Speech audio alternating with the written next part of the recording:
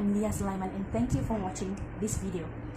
If you are currently running an online business or you're just starting up an online businesses, this video is definitely for you. Why do I say that? Because I will be sharing with you the kind of business that I've been into online and offline that I've definitely learned a lot from, and I would like to share with you these learnings and the 7 deadly mistakes that you should avoid if you want to run your own online business or a home-based business. I am currently running a home-based online business for both diaper cake designs, and the other one is a food business where I sell a lot of bakes, and I do it home-based and online as well. So before I started these 2 businesses, I've had many failed attempts of different type of businesses, online and offline. So let me share with you the different type of businesses that I've done and my thoughts on why it failed. If you are starting up or you're going to start an online business or home-based businesses and you are interested to know what are the things and costly mistakes that you need to avoid based on my experience, listen up. You're gonna learn some things that could save you a lot of suffering for your business. The first business that I attempted to start was maternity clothing line, which I thought I would want to have some comfortable yet stylish maternity wear for women of all sizes. And I've already found a few suppliers. I even learned to create my own website. It was an exciting journey, just trying to research more about this product and where I can get good quality ones. And when I have done my research, I realized that this could not be materialized because I wanted to start a home-based business, and at that time I do not have that kind of capital. I'm telling you, it's a huge amount of capital, and plus the fact that if I want to order the clothing, it has to come in variety of designs, it has to come in variety of sizes for each design. So when I ship in the products, it will come in big bulks. Also, big bulks will cost lesser than purchasing by the few pieces. That's standard for a lot of items that we ship overseas, if you know, right? So after so much excitement and enthusiasm, it did not materialize because firstly, I did not have that huge capital, and secondly, I did not have any storage space because I don't have a shop. I only want to do a home-based business. So after much thoughts, I was thinking that, nah, I'll give it a skip because this will not happen. I will be like, I don't even know if it can sell that fast, and what if it doesn't? Where am I going to keep all these stocks? So I dropped the idea. If you're thinking of starting your own clothing or your brand or clothing lines, fashion, you have to think about where you're going to get your suppliers from, the quality that you're going to get. You got to make sure that it's really the quality that you want, and you need to think about shipment prices, shipment arrangements, and you also have to look at your storage space. So there's nothing wrong if you want to start your own clothing lines, but it will be good if you have probably a brick and mortar store that will give you all this, and you have the right amount of capital to start with. Then this kind of business will be meant for you. Otherwise, if you're just looking at side hustles and small home-based business, this should not be it. The next online business that I attempted was women's clothing, shoes, and hijab, Muslimas hijabs, as a reseller. So I thought that, okay, I don't have to keep that much stocks. I'll just have to order from someone else, and then or from a supplier, or maybe do some drop shipping kind of business where I will only order when the customers have paid me for it, which means like pre-orders. So this business model was not too bad, but other problems crop up from the business. I actually source for such products from Malaysia, Indonesia, and Thailand, and I just joined them as resellers, whereby I will take pictures from them, their websites or their own social media, to post it on my Facebook page and sell to customers or promote to customers. So when customers order, I will then send my payment and orders to the sellers, and the items will be shipped to me between a week to some even up to 1 month. So when the items arrive, I will repack and mail it to them. So this business model was somehow better than the first one, because firstly the capital was not huge. It's very minimal, which means that if you want to have certain stocks ready for your customers, then of course I have to pay first, and then just earn the balance of profit from the amount that I charge the customers. But if I want to do pre-orders, that would be better, because customers will have to pay me first before I I send my orders to the sellers, and I will earn that profits without even forking out my own money. So I thought this business model was way better, and it could have worked, but there's a few mistakes that I did again, and the business just went, I should say, it didn't went well, because I did not earn profits at the end of the day. I was running at loss, because what I did was, like, especially for hijabs, I actually ordered like a few designs, a few pieces of them for each design, and promoted on my Facebook at the time. And the thing is, not every single piece gets sold. See, so the extra pieces was like at my cost. Okay, so that was one of the mistakes that I made. Another issue with such business model is that sometimes their pictures can be deceiving, guys. Now, have you ever looked at a certain product on the internet or the e-shopping sites, and then when you order them, the quality is atrocious and it's totally not as what you describe? I've experienced that. It happened the same to my business. So can you imagine the frustration I had when I look at the quality myself? I don't feel like selling it, because I don't believe in selling low quality products or products that I myself would not wear to my customers, because the last thing I want is to hear complaints and people are not happy with the products when it's not even my own product. So I did all I could. Whenever I receive such products, I either request for a refund, which usually does not happen, and I just have to swallow it and again run at my own cost. There are also cases of suppliers where for the first few orders you had, they deliver so timely, but subsequently they just disappeared, like literally disappeared, and uncontactable. They just refuse to answer your messages, they refuse to answer your calls, and you don't even know whether they have actually sent your items or not. This also happened because customers already pay me and I've sent the payments to the suppliers, but the items did not arrive.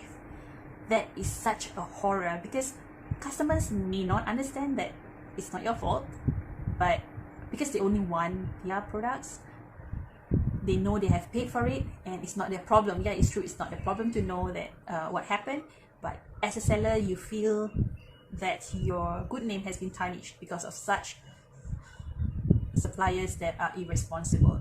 Okay, and it happens to me too. And again, I run at my cost. I had to refund the customers with my own money when the item did not arrive, and it was totally not my fault. So there you go again, another mistake.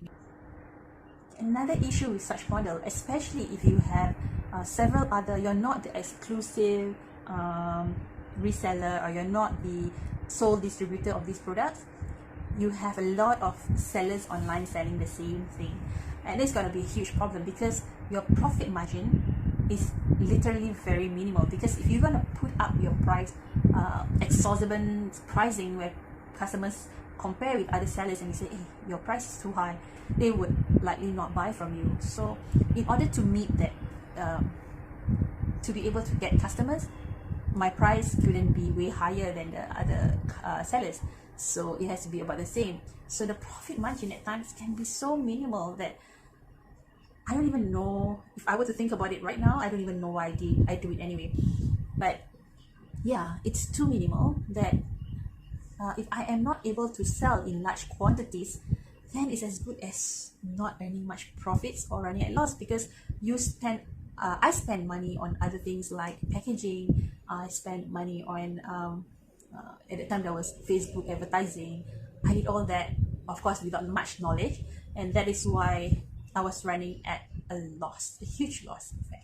And this point that I'm going to bring out to you, I am pretty sure a lot of you sellers and even home-based businesses are facing even up till today. And what is it? Family and friends asking for discounts and freebies. Experience that? I'm sure you do, because every business that I do, I still face the same thing, but not today.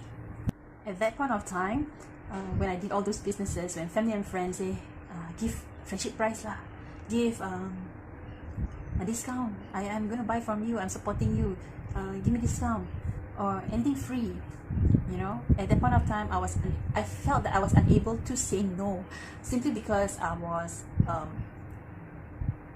I feel obliged, because they are family members, they are close to you after all, and they are somehow supporting you, and I felt that, yeah, maybe I should be giving them some discounts and freebies, you know, so that they will continue to support me. Because if I don't have family and friends to support me, and if I mean, they are your best supporters, right? But if they don't help you, and outsiders who are not familiar to you might not buy from you, then where do you get your sales from? That's what I used to think. As much as now I'm able to say no, and I know how to cushion that impact of feeling guilty of not giving discounts, I can tell you the struggle is real when you have family and friends doing that to you. But later I'll be teaching you how you can deal with it. And now moving on to the offline business that I've tried before was the MLM. I'm sure you have heard of that, right? Multi-level marketing. Okay, I was recruited by my cousin to join this MLM company that sells beauty products, health supplements, even to makeup and water filtration system. In no way I'm saying that MLM is not a good business, but my bad experience and my journey in that kind of business have taught me some other things that I should apply in my current business and future business. The good thing of such a business in the MLM was that they provide a lot of trainings for you to learn on product knowledge, and they even teach you marketing skills and how to sell those products. The benefits, everything that you need to know to run that business. They provide all sorts of trainings and supports for that. They also frequently carry out events that actually celebrate and reward those who make good sales, and yeah, it was like a huge event, very grand, you know. Everybody come in their coats and going up the stage to be applauded with all this loud musics, and you know, their way of showing their gratitude to these sellers and their agents, so-called agents. Yeah, so I don't know whether that's good or bad, but yeah, if you want to look at positive, negative, then that could be one of the positives of being in an MLM. You will feel that you belong to a group of people. You feel that you are with people who have good knowledge and who can support you throughout the business. But the crazy thing that especially that I am an introvert, I felt so frustrated and very much challenged was when I was told to bring my phone list or my phone with whoever is in my contact, and to call one by one with a scripted dialogue in front of my upline. Upline meaning the person that recruited you, to make phone calls, you know, trying to make them meet you up so that you can talk about your products and all that, was a horrible feeling for me, because I do not like to speak to someone that I don't know with a script. It feels so fake, and the last thing I want to do or be is a fake. You see, so that was something unbearable, but I just go through it because I thought, just trust the process and just do and deal with it, you know. And oh yes, you bet, a lot of my friends, especially friends who receive such phone calls from me, started staying away from me, you know, because I am pretty sure if I feel so fake, I am pretty sure they can sense that I'm up to something, wanting to meet out of the blue for so many years I've never met, and suddenly I want to come and meet you to talk about some products or some services or whatever plans. That's crazy. Yeah, a lot of people ran away from me. But what impacted me negatively the most was when the leader was talking about how we could earn faster and go higher up the ranks in a shorter period of time through this plan of spending a certain amount of money, and then within a few months you get back a certain amount of money through checks for the company to show you some gratitude of your high sales. See, so what we were told to do was that to purchase a lot of items in bulk, to choose a certain set of certain products in bulk, and using our credit cards, swipe our credit cards for it, and then after that we already earn that points and we get back that money. I mean, it's not totally the exact amount that you spend. It's like probably if you spend like 2,000 plus, you will get about 200, something like that. I forgot the exact amount. So you will receive a check back, and then after that, the products that you get, you sell, and you still get some money out of the products that you sell. But here's the catch: what if I did not sell the products? See, so they convince you so hard that no, you must believe that you can sell the product is good, you believe in the product, you should be able to sell the product, a lot of people are going for the product, you should be able to sell. But the main problem is everyone is doing the same thing, then all of us are overstocking our products. And who sells? Who can sell? Who will these people want to buy from? Everybody's selling the same thing. Or they can simply go into the store and buy it themselves. So why should they buy it from me? You see? So that was a whole crazy thing and led me into some debts with my credit card. Because firstly, I'm not using all those products and it's a bulk, so how long do I need to finish it? So I had to sell, but no one's gonna buy. You see, some people are even resorting to undercutting the prices. So I had problems selling. I had problems with storing my products, and these products have expiry dates and short shelf life. So it's crazy. Can you imagine keeping all those health supplements and all that in bulks at home? And you just don't know what to do with it. So what are the lessons that I've learned from all these things and how to avoid them? I'm going to share it with you now. So if you need to write it down, get your pens and paper ready. So number one, do not start off with your own merchandise or fashion line if you do not have that huge capital. It is definitely okay to start small, being someone's resellers or join them as an agent, where you do not have to come up with huge capital, and you can do some drop shipping or even be an influencer where you don't even have to fork out a single cent at all to start a business. If you do not have that huge capital, start small. It is still a business and you still can be successful. Number two, do not start a business that requires you to keep stocks if you do not have any storage space. The last thing you want is to have your home or living space cluttered with all your stocks that are not ready to go out or that will never go out. If you're planning to be a reseller or an agent, try requesting for sample pieces where you can try out the product and know the kind of quality of product that you are selling. Only sell products that you believe in, because if you can't convince yourself about the product, how are you going to convince your customers to buy the products?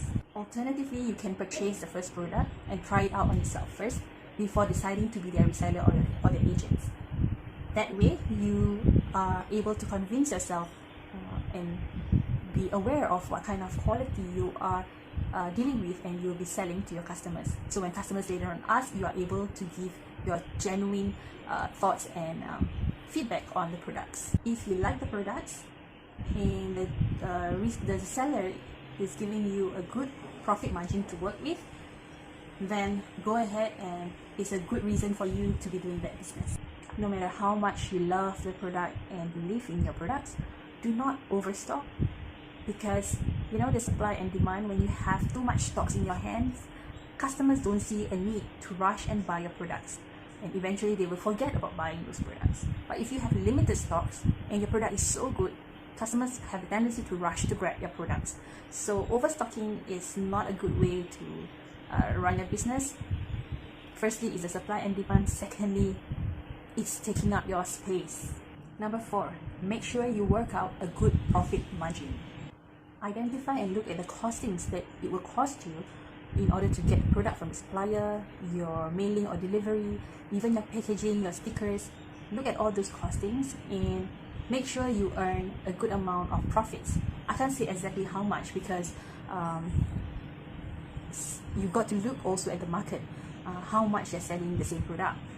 Especially if you're a reseller, usually there are other resellers selling the same product, and sometimes the supplier will control the amount that you can earn from each product that you sell. So make sure that the profit margin is enough for you to have the profit margin. You can play around to do discounts, to create promotions and stuff like that. Because if your profit margin is too little, it doesn't make sense for you to do any sorts of promotions and eating up on your own cost.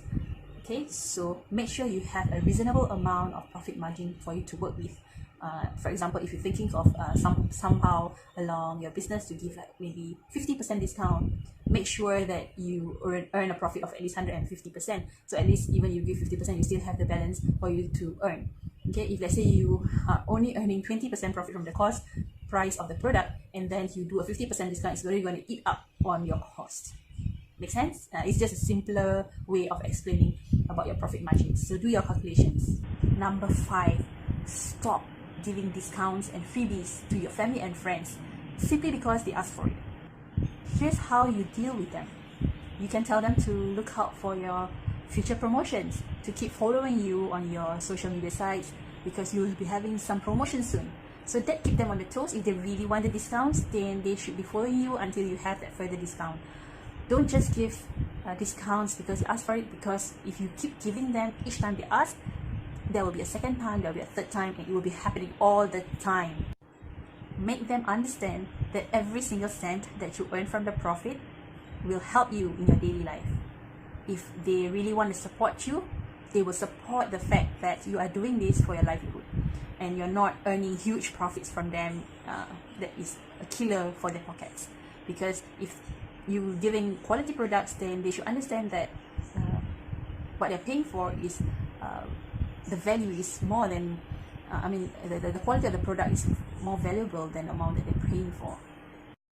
You've got to be firm when saying no, of course politely, because good family and friends would want to see you succeed, and there's no way you're going to succeed if everyone keeps asking for discounts and price reduction, right? If they are really good family and friends, they will support you to make sure your business flourishes faster. Of course, you can exercise discretion. For example, if you're selling health products and a family member or friend has these health issues that your product can help support their health, but they do not have enough money to purchase and they show interest in getting your products, you can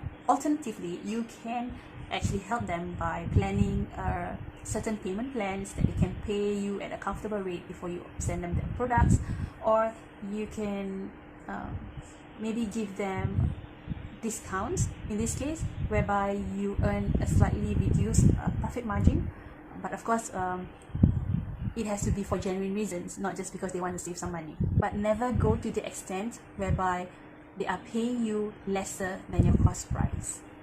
You must earn a little, because like I said, you must consider your time delivering the items to them, and unless you want to do a charity for them, then that's a different story. I have no rights to say you should, or what you should do, what you shouldn't do. But if you really want to run a profitable business, then you should find ways to work around their budget and not eating up on yours. Last but the most important point that I want to bring across: when you do business, there's a certain risk to take, but avoid using credit cards to purchase bulk products that you have no idea if you can sell it or not, because that's a very huge risk to take. Don't be greedy. It's okay to go slow. Whatever form of business that you're doing, make sure it's at the rate that you're comfortable with, and not to the extent that it's even costing you more money than what you can possibly earn. Okay?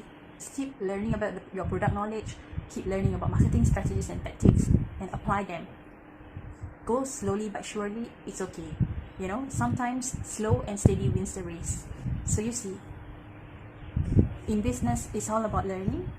And why I'm sharing with you all these mistakes that I've made, even though it sounds stupid on my end, but I do not want you to be doing the same stupid mistakes that I've made.